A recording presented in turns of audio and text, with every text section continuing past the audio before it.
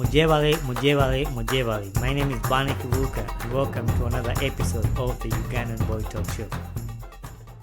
Welcome once again to the Ugandan Boy Talk Show. This is another episode. I bring you my very own cousin, Hillary Bett. Hillary, welcome to the show. Thank you so much. I don't know the last time I saw you face to face, and that was my first question I wanted to ask you. Oh man, I've been good. It's been a while. I remember the last time we talked, you were in a rush. Like the time we were supposed to meet, you were in a rush to get a visa to go to the US. Yeah.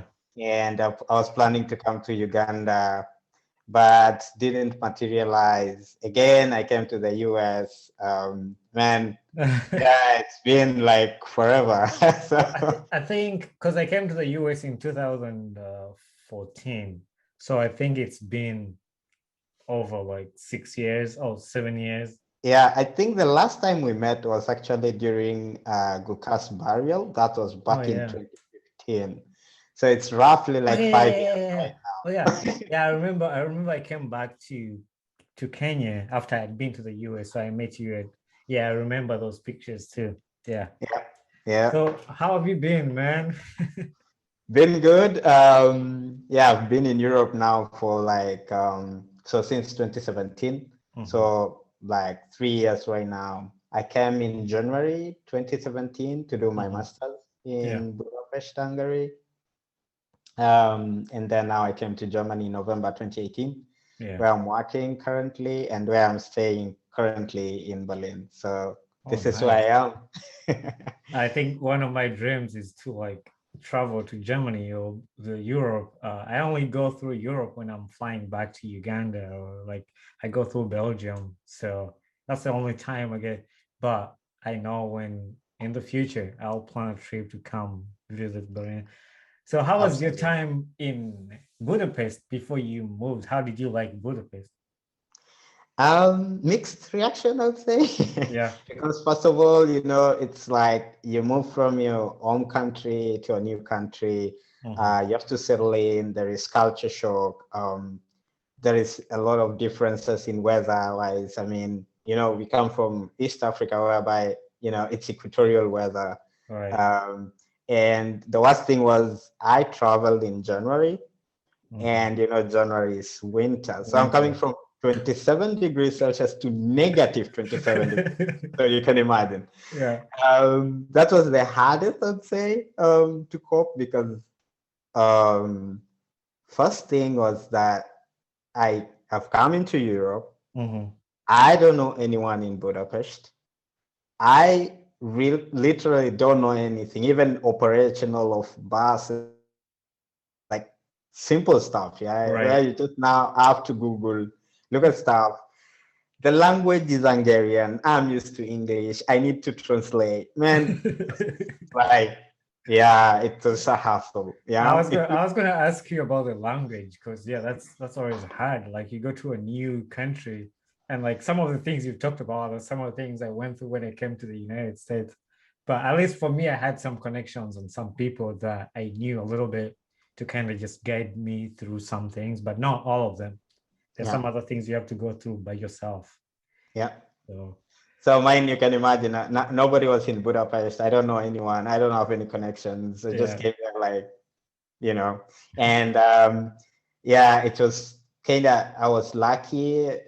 I mean, after a month, it was a tough one because I even got a penalty for the ticket because I didn't validate the ticket. So you buy a ticket and you have to validate it before entering the train. Yeah. But I bought the ticket and entered the train without validating it. And I'm trying to explain that, I didn't know, but they didn't get that. So, but thank God, because after I think a month or something, I met a Sudanese guy who had already stayed. He was staying in the residence center. So I would say when I came from Kenya, it was easy because I took a flight. I have a cousin here in Germany. I think you know him, our cousin Isaac. So he had booked a taxi for me in Budapest. So it was easy to take a flight from the airport, you take a taxi to the residence center for the students, right? Yeah. But the orientation was, yeah, I didn't have the orientation because my visa delayed. I was supposed to travel in January, but I came in February. Education is continuing. Everything is going on. The ball is rolling. Nobody can orientate you the way it should have been. Yeah. So I had to just fumble through a lot of stuff. But I met this guy after like a month, around March, and things became easier because now I would know, okay, where to buy stuff. I would go randomly to shops, right? Like, and buy stuff, and they were quite expensive. Yeah. Because I didn't have a choice. This is the shop I can see. I can't struggle to look for any other shop. So those were kind of things. So at least it made me go smooth through that process. And I got to know Budapest more. Yeah. And from then now, I could start to explore some other more things by myself. Mm-hmm. When I was flying to the United States, my uncle, Sempasas, told me a word. He says, wherever a man goes, he finds other men. So like you just go and start a life, and life is gonna throw you somewhere, and then you find other people, and then your life will build onto that. And that's how basically my life built in the US, just going and then starting your life. But it's always adventurous to just go. I mean, it's tough. Not everybody can do it. To go through some tough things, like you don't know where you're gonna get food. You only have a limited amount of money. Exactly. Everything like needs to be paid for. Like I can relate to what like you're just talking about. So how did you then make a transition? Because you've mentioned Germany, and like when you tell us about how you made the transition to go to Germany, will you elaborate more to the current situation, how Germany is dealing with coronavirus? Okay, first I'll talk about the transition. Mm-hmm. It was not an easy transition because I realized, okay, apart from Europe being like called Europe, like one, there are special rules for each and every country. So I got a job a full-time job in Germany, and I needed to shift from Budapest to Berlin. Unfortunately, I could not shift directly like that from Budapest to Berlin, but I had to go back to Kenya to apply for my visa in order for me to come to Germany, which was quite shocking for me because I had a Schengen visa. And having a Schengen visa means you have the authorization to travel to 26 countries. Okay, there were 27. Now Britain is out. So 26 countries in Europe. So including Germany, of course. Yeah. But that does not allow you to just move from one city to another or from one country to another because you have a Schengen visa. So that's why I had to go back to Kenya. I had to clear everything from Budapest, Hungary, because I took a risk. Like I'm going to Kenya now, praying God to get a visa to come back to Germany because I don't have anywhere else to go back to because I've cleared everything in Budapest, right? Right. So the job offer I got was I was supposed to start from 1st of October. And what's funny is that the German embassy in Kenya is serving, I think, 4 countries or 5 countries. And you have to start booking an appointment. Yeah, this was around May or June after my graduation. And booking an appointment, I got 24th of October, which means it's after the start date of my work, right? And so I booked the date. I was like, okay, I don't know now what comes, but I booked the date. I went to Kenya, stayed in Kenya, waited for that time to come because I traveled in August. When the time came, I went to the embassy with all the documents and everything and praying God, of course, for everything to go through. When I reached the embassy, I presented all the documents. And what was funny, I had all the documents except the job contract. I have not printed the job contract. I am in the interview. I am with the interviewer. And the interviewer is asking me all the documents I've presented here. And I'm like, oh my God, I forgot the contract. And the interviewer told me, do you have the contract? And I was like, my heart just like jumped out. Like I was just confused. Like I thought I have everything. Right. I mean, one good thing was the interviewer told me, okay, you have an hour. I told her, yeah, I have it. It's in my email. I can print it out. Yeah, it's just finding a place to print out and then I can give it to you. I was just freaking out because, the issues about embassies, right? They are right on time. Right. If you don't have the details, they can cancel your visa and they can tell you book another appointment. And I was like, oh my goodness, I booked this appointment in July. Yeah. I got it in October. If they tell me to book another appointment, then it's gonna be next year. I don't know. Like, yeah, then you have to pay more money, and then I have to pay more money again. Yeah. So I just said, okay, I just have to do anything. I just talked to her. I told her, okay, I can print it out. Just give me an hour and I can print it out and bring it here. So I went. So Lavington is near. This is in Arabia. So Lavington is the nearby place I could go. So I just took a motorbike from the gate directly to place where they print. I printed the contract and came back. The good thing is the security didn't block me. They didn't do anything. They didn't want me to queue again and do all those things. They knew that I'm going to get something and come back. So I went in, I presented the documents. I was like, oh my God, that was a whisker, because they would have told me, go back with all your documents until you come back with all the documents that are really needed.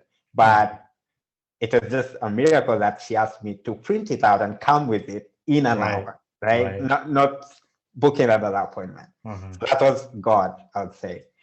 I mean, then that passed, right? When I was waiting for the visa, I got a call again from the embassy. They're like, your starting date is staying 1st of October.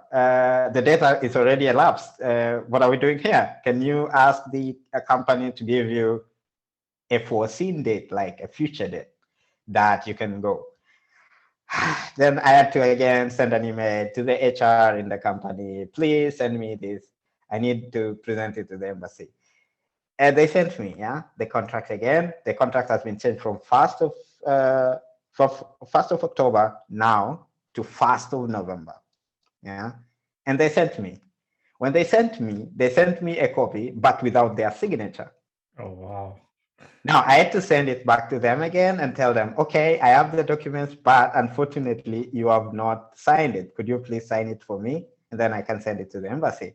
Then they signed it for me. What was funny was because they sent it through to me and I sent it to the embassy without looking.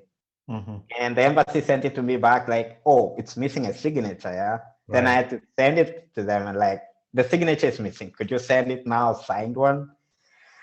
Yeah. And then I was like, they had already sent me a physical one, but it was 1st of October, the original one, right? They sent it via DHL. So this is invalid. By all means, it's invalid. I need a new one. Yeah, so I sent it back to them. They signed it. I signed it. I sent it to the embassy. Now, the starting date is 1st of November. My birthday is 30th of October. I would say I was just there on my birthday, like, you're a confused person. You're starting your work. You don't know when the visa will come out. You don't know anything. One other adult for me is I cannot travel immediately on that day and then start working on the first day, right? That's 1st of November. Now I need to talk again to the company, telling them, okay, now I've received the visa. Could you give me a week more for me to start? Yeah. So they scheduled my starting date to be 12th of November, 2018. And that's how it happened that I could get time now to book a ticket, go to Germany. I don't know anyone. I have to go there. And I couldn't afford to buy to stay in a hotel anyway, because the money I had was for me to have at least some pocket money to start like that. But luckily my dad knew someone there and connected me to the person. I went there, stayed with her, and that's how I started. So that's 1st of November from, I think, 5th of November 2018. That's when I came to Germany. Talking about the second point now, about the dealing of coronavirus. So I think, Germany is of course one of the G7 countries, and I really appreciate our chancellor. Our chancellor is like she's more scientific stuff, and she really tried to curb this issue earlier. Yeah, I mean, right now as you're speaking, Germany is still under lockdown. Yeah, and they extended the lockdown until 28th of March this year. I mean, from the records, you could see that the deaths or the infections in Germany were reducing. Yeah, as time went by. People are still, of course, skeptical about being vaccinated, but it's rolling right now. People are being vaccinated. I have friends already who have been vaccinated. Yeah, in the US too, they're starting to vaccinate people, and yeah, it's the same thing. Most people are skeptical about it, but other people are hopeful that at least the vaccine is gonna help and like get the life back to normal. But yeah, the reason why I asked that was because we watch soccer, like Germany was the first country to start playing soccer again, like the teams in Germany. So like it seemed like they had the COVID in at least somewhat better than other countries at some point because their league started playing before other leagues. Oh yeah. Bundesliga, I think last season was the first. Yeah. So of course, I think it was easier because it was only players and of course staff, and of course they follow the COVID protocols, and that's how they made it like, okay, we can do this. Yeah. So of course it's something that they were confident about because it's a few people to handle. So as long as the protocol is observed. But as things now went by, I think it became harder because even you heard about UEFA Champions League. I think there was a match that was supposed to be played here in Germany. If I'm not wrong, it was RB Leipzig and Manchester City, right? If I'm not wrong. I'm not sure, but there was a game that was played in Budapest instead of Germany. That was in the middle of, I think, last month, or the end of last month. And so the protocol now became tighter because Germany is under lockdown. So when they say lockdown, of course, it means they don't allow people to really travel in and out as far as it was before. So yeah, that's how it is right now. I think Portugal too, they're under such a lockdown because Arsenal was supposed to play Benfica and they switched the locations to that. But yeah, that's crazy. So what was the culture shock in Germany? I know you explained in Budapest, but how was it? Yeah, again, I'd say Germany has its own different culture, straightforward in things. There are no shortcuts. I don't know. They're like sure, like straight, yeah. And this is one thing that you had to know about them. Language as well, right? So you have to learn language, German. I think I found it easier to learn German compared to Hungarian. Hungarian was quite complicated for me, I would say. Yeah. But German. So you speak German now? Yeah, I do. Just say the next line in German. Just say the next words. I mean, I can speak, like a little bit of German. So okay. Yeah. Just tell us what you do in Germany. You speak in Germany. So ich berufe bei BASF und ich arbeite als Finance Specialist. 3 Jahre 5 Monate, genau. Und that's right. So what did you say? So what's in English?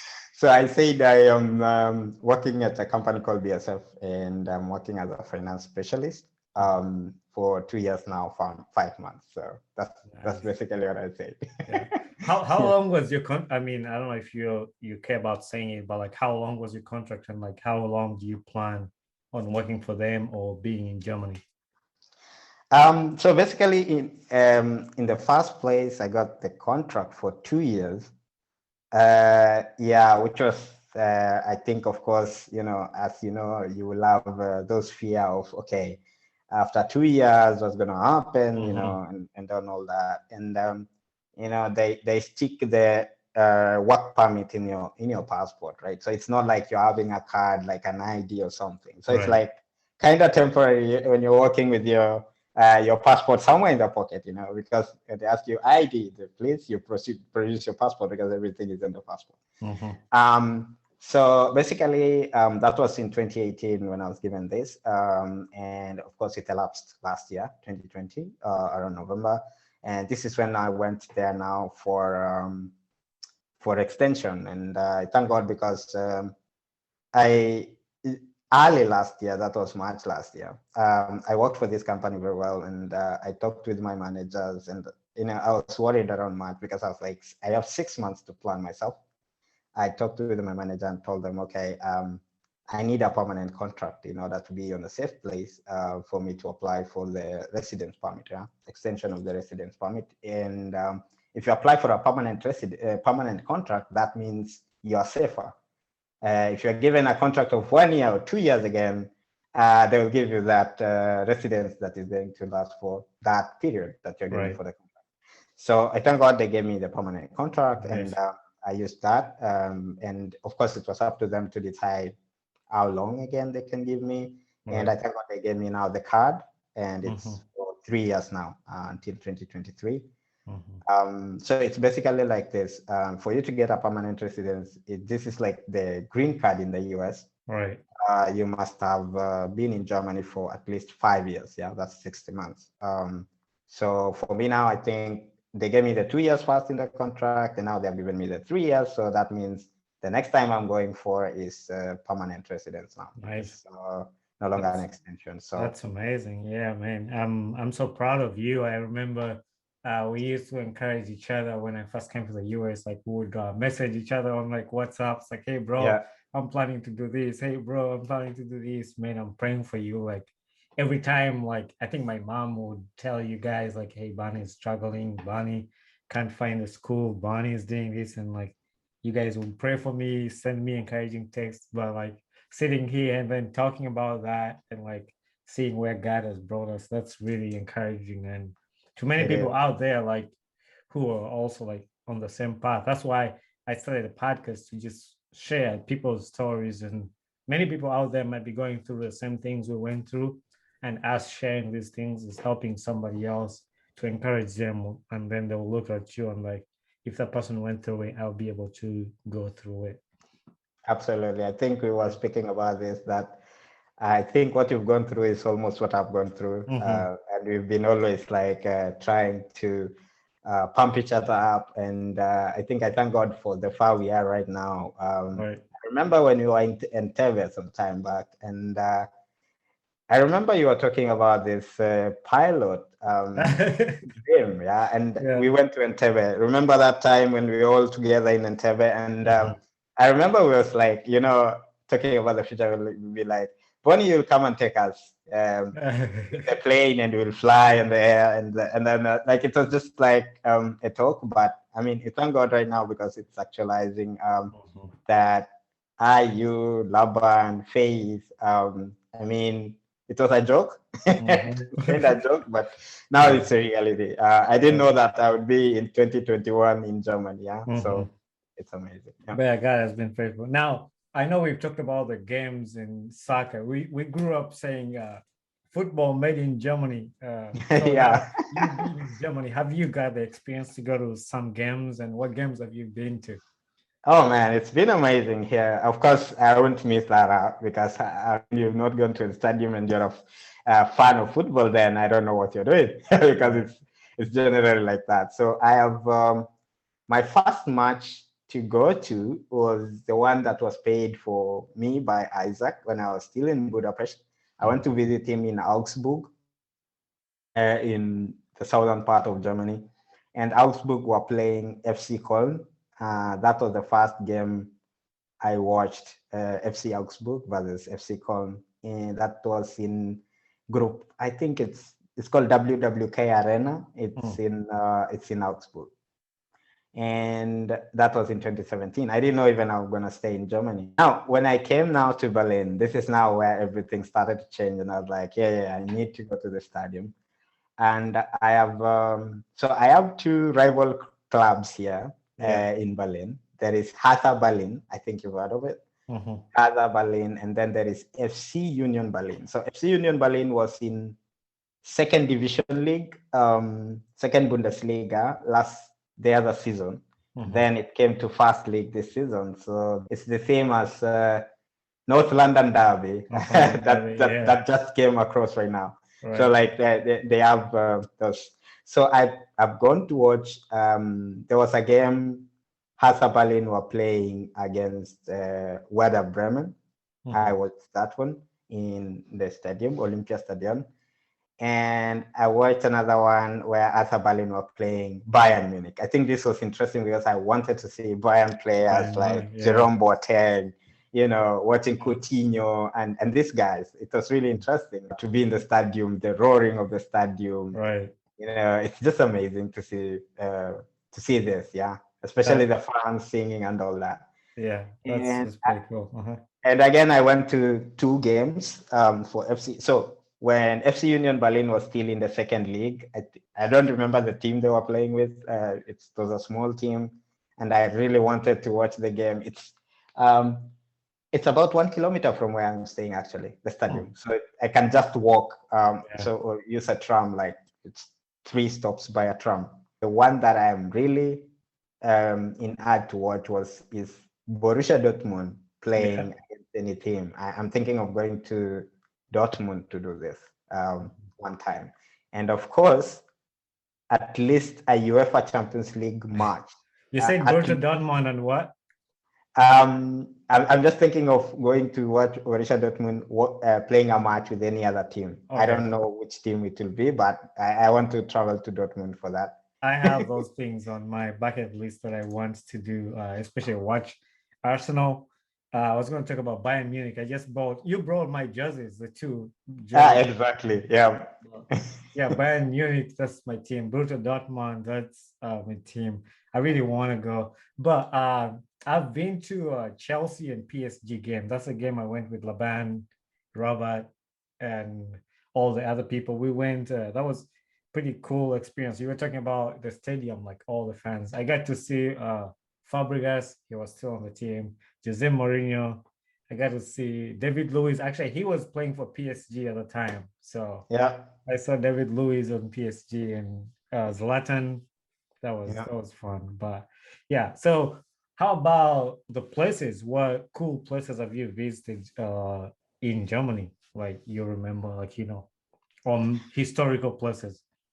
Oh man, I think you'd have asked in Europe. In Europe, because I'd say in Germany, I visited a couple of cities. That's Munich, of course. I've been to Augsburg, and of course I'm staying in Berlin. But I'll say in Europe, I've visited about almost like 17 countries now in Europe, in counting. I'm gonna add more.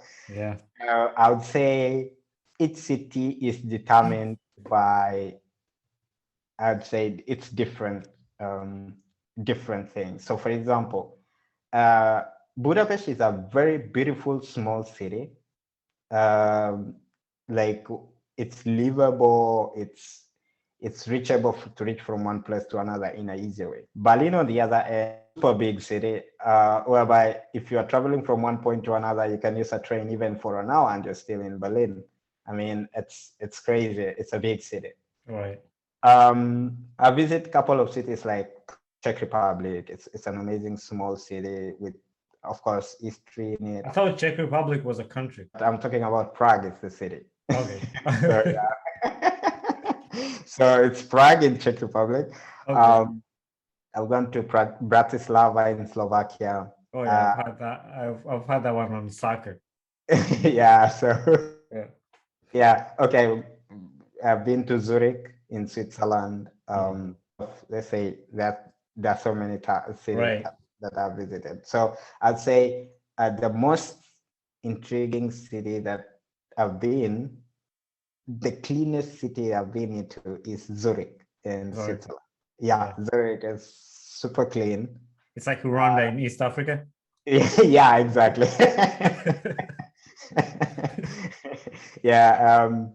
And I think the most busy, uh, crazy busy city I've been to is London. Yeah, I've landed in London, but I didn't get out of the airport, so I didn't I didn't get to see. I was in Heathrow. I Yeah. landed there one of my returns. So you also mentioned that you get to visit the United States, and I Yeah. missed you when you came, but I wanted to hear that part of the story. Like how did you find the US? How could you relate the US to Budapest, Germany, or Kenya? Like how was that experience? Man, it was another new experience, I'd say. I found out that US is an awesome country to be in, of course. But I think I've stayed in Europe too much that I love Europe. Right. One hurdle I got in the US, of course, I when I was traveling to the US, my flight was canceled and I was in New York City. And because my final destination was Raleigh, yeah, LDU, Raleigh, North Carolina, but my flight was canceled. I had to sleep in New York City. There is an hotel nearby. The airline booked for us. That was the first experience that I had. Like my flight was first canceled. And I had to use the next airport the next morning. That was LaGuardia Airport to Raleigh. So did the airline pay for your taxis to take you to different? Yes. Okay. Yes, at least they paid for the hotel and the taxi, but okay, the food was not. It was just a donut.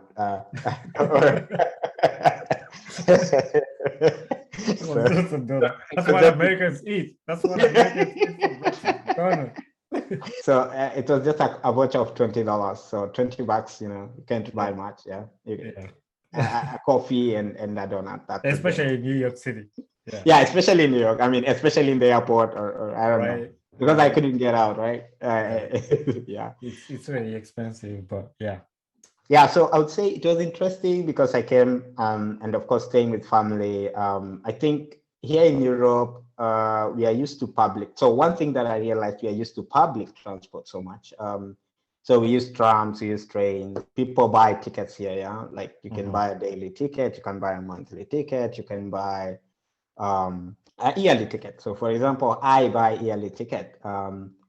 It's cheaper to say because I just use the public transport and there are tariffs A, B, C, for example, in Berlin. One interesting thing that I realized was US, you cannot survive without a car. Yeah. You have to have a car, even though you are 4 in the Alps. So I don't know how many you are in the Alps. Everybody must have a car because you might need to rush somewhere and you have to have a car. Yeah, in Europe, no. A tram is just passing nearby. It's passing by my door. Yeah. Right. And you can use the tram. I can use the train. I can use, I don't know, wherever I want to travel to, I can just use the public transport. Right. And it's even cheaper, yeah, because you buy a ticket and then you can travel and come back. And there are buses. So this is interesting. So, but it was interesting to see how the things are in the US.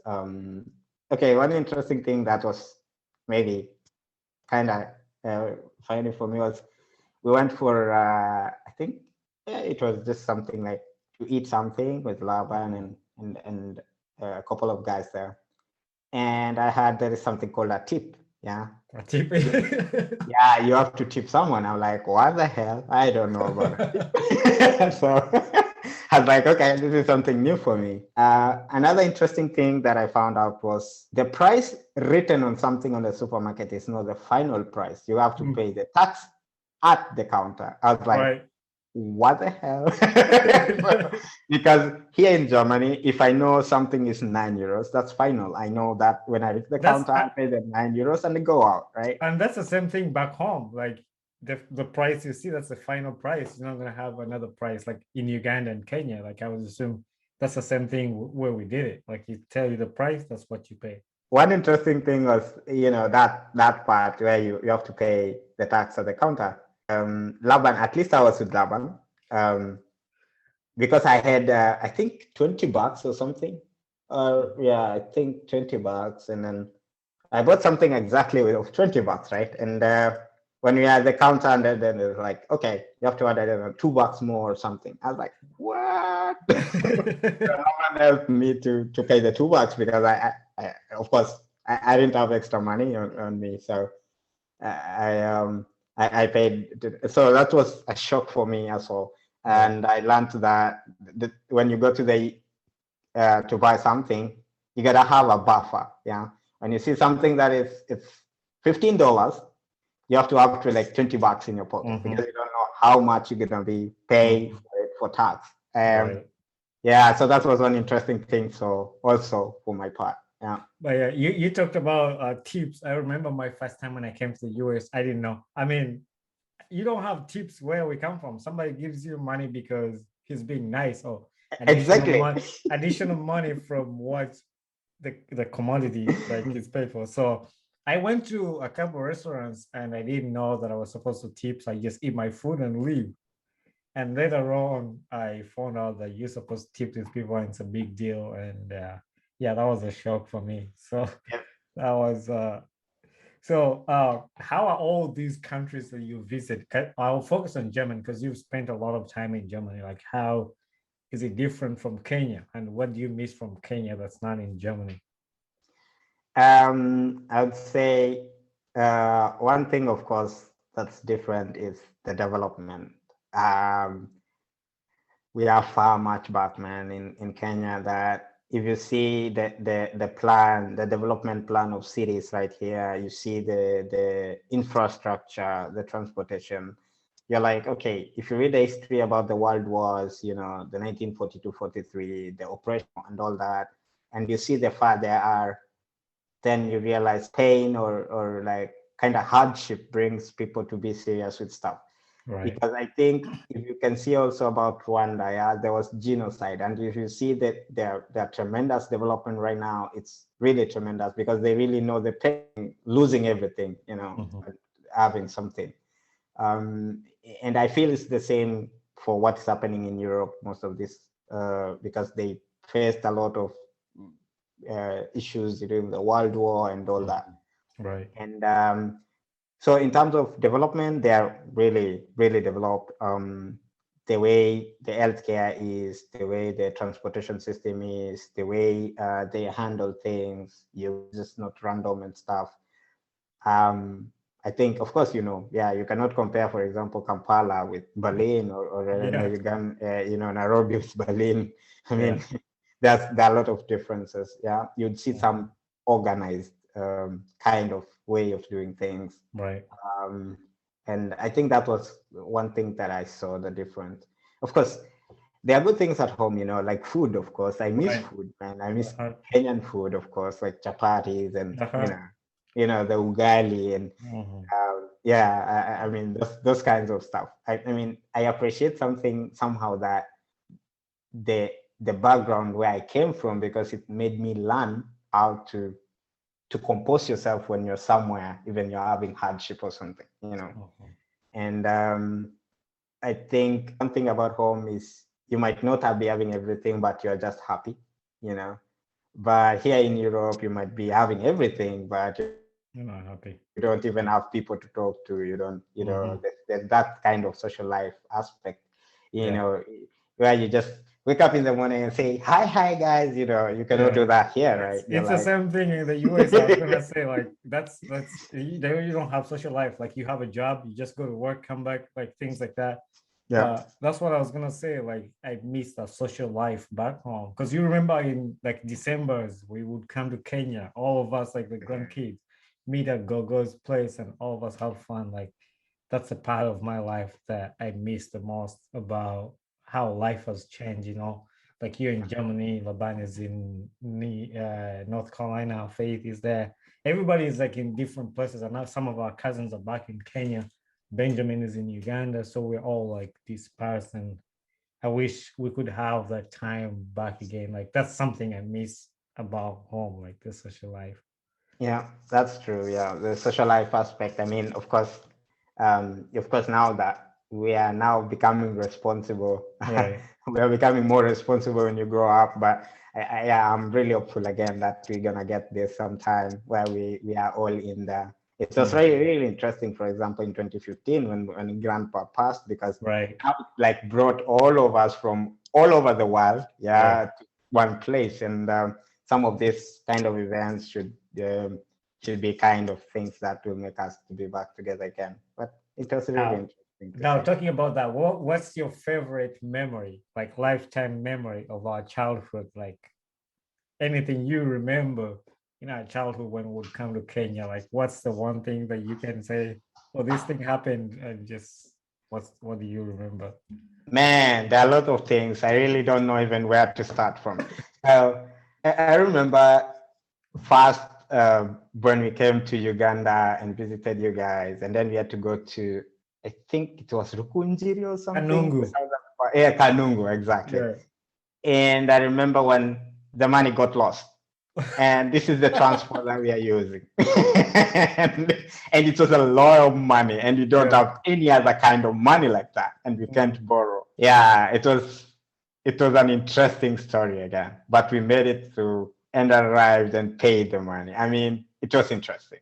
That's a story that comes to everyone's head. Whoever was on that trip, me, you, Kiplagat, Laban, I think Faith, Benjamin. Yeah.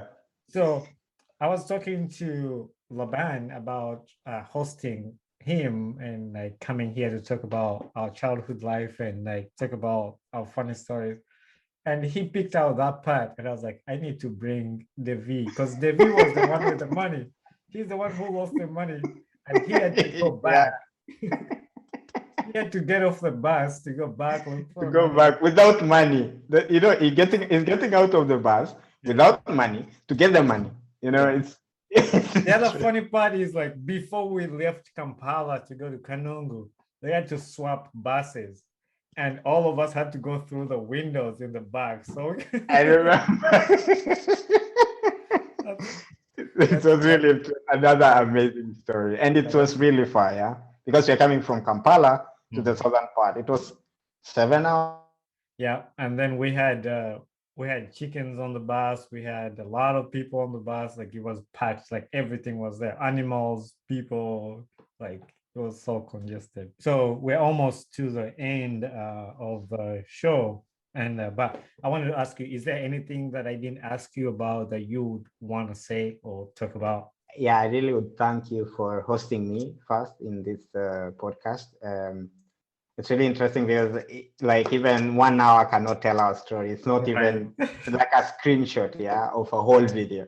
So I really appreciate you hosting me in this podcast. And of course, it will be interesting to be featured again in future, talk about other different stuff, kind of questions. And I would really appreciate you also for being such a great cousin, bringing back these memories really reminds us who we are, what we are doing, what we need. And it's really a good step or a big step. Yeah, I really appreciate you. I know we talked through WhatsApp and like that, but just being there and being behind me and supporting me, everything that I've done in my life. And yeah, I'm thankful for that. So the final question I'm going to ask you, like I ask everybody I host on this podcast, is what gets you excited about life? Oh, man, that's a very good question, actually. So what makes me excited about life is getting on through, or like every hurdle, finding a way to get out of the hurdle, because life is not like a smooth surface. It's not like, just something that you go through, but in every hurdle, you have to find a solution. You have to find a way to get over it. And in life, we have to be running like 110 meters hurdles. So you have to come over the hurdles. So it's interesting to see the hurdle and come over the hurdle. So that's what's interesting what's the most interesting part of life, because it's not a smooth process, right? You have to go through this in order to make through. That's right. And yeah, I want to thank you for giving me this hour to talk about. I know we have a lot to talk about, like our childhood and all the stories, but sisi nataka kufundika hii show kwa lugha ya Kiswahili, nikuonyeshe najua kuongea Kiswahili. Kiswahili yangu iko Hiyo ni mzuri sana. Yendi. Kiswahili iko. Hiyo ni poa. Nimefurahi sana kusikia ukiongea kwa Kiswahili. Yeah, my Swahili is there. Yeah, I was thinking about that the whole. I'm gonna finish that way. Yeah. That's great. Yeah. Oh yeah. Thank you very much, Hillary. All right. Thank you so much. Hey there, I am Bonnie Kibuka, the host of the Ugandan Boy Talk Show. Thanks for watching my video, and don't forget to hit subscribe and share with a friend. Tune in every Saturday at 9 a.m. Eastern Time for a new episode about my podcast.